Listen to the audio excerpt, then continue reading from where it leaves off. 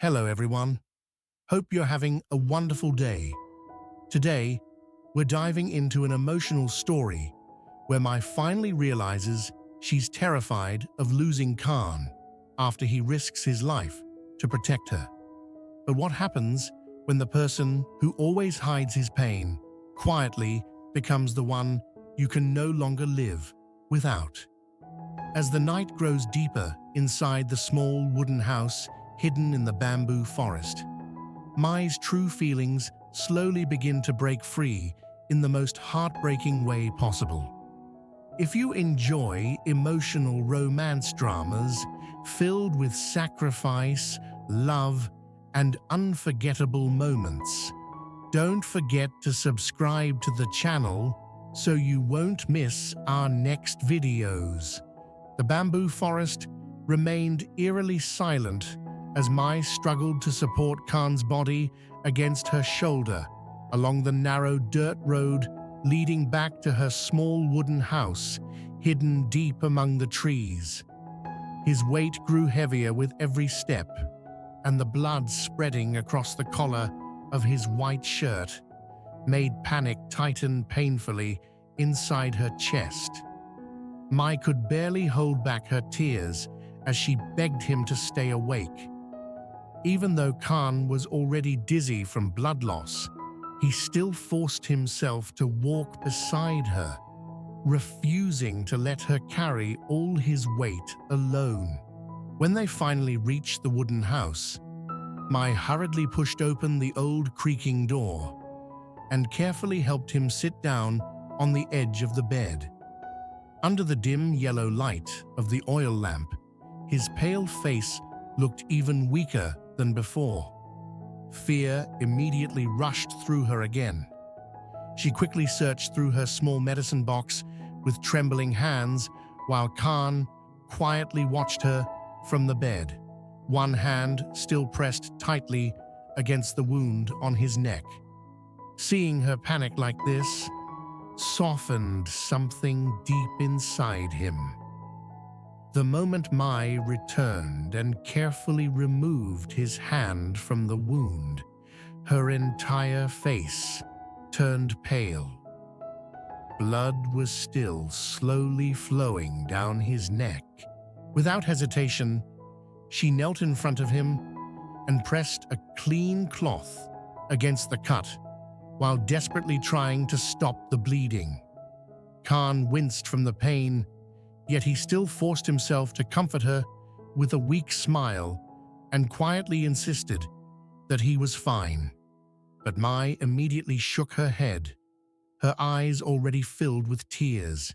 She could not stop imagining what might have happened if he had arrived just a little later on that lonely road.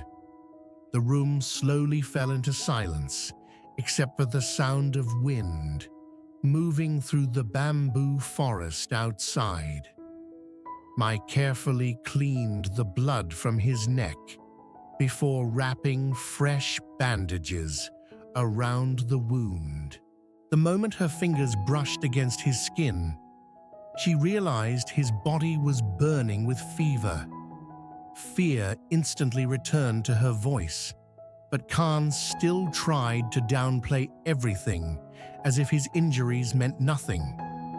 After finishing the bandage, Mai quickly lit the small stove near the corner of the house and prepared medicine for him.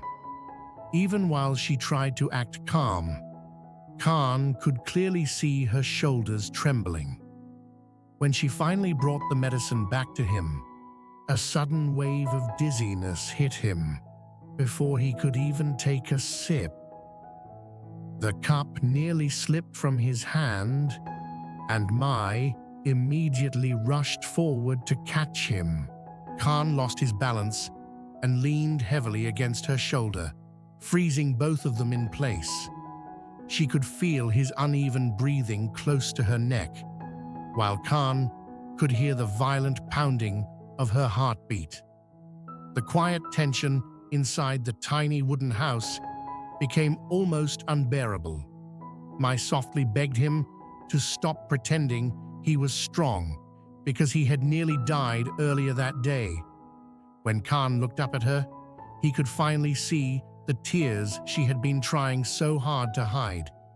Without thinking, he gently raised his hand and brushed away the tears near her eyes.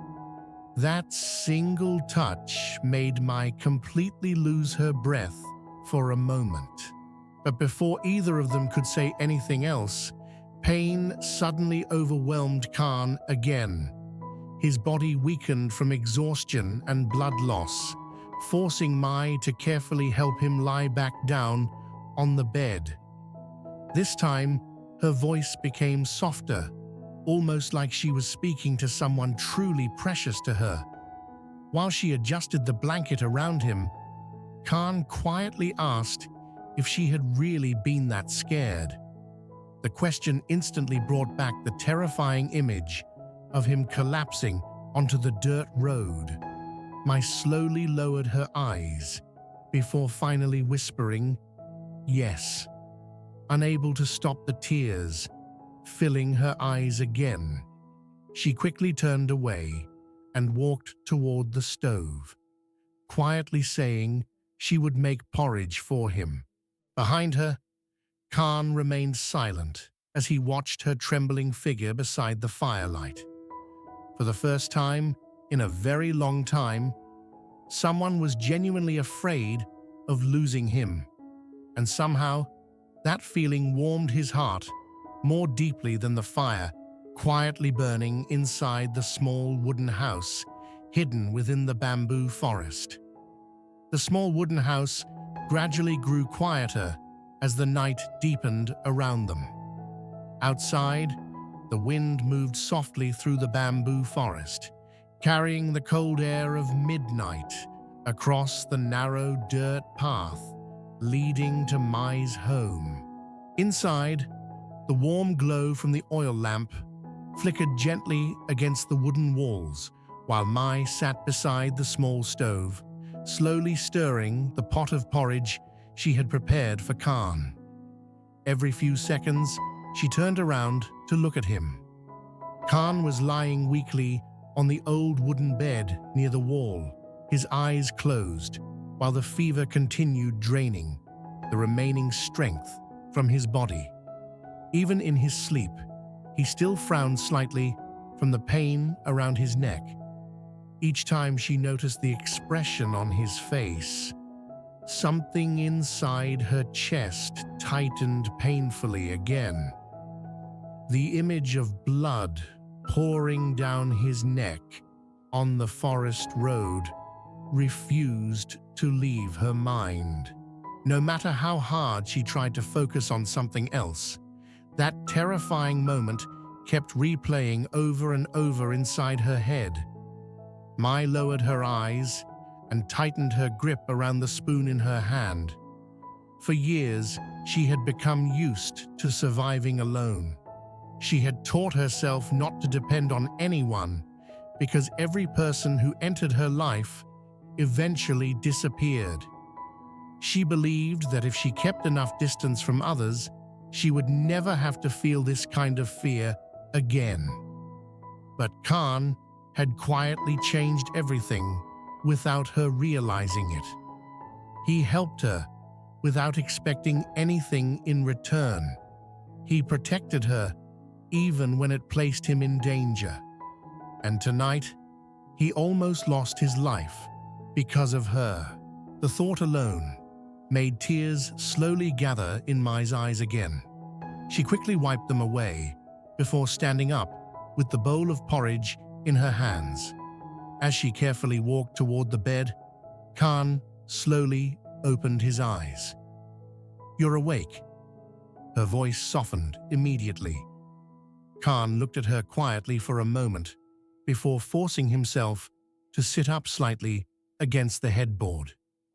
The movement immediately caused pain to spread across his face, but he still tried to hide it from her. Mai noticed everything.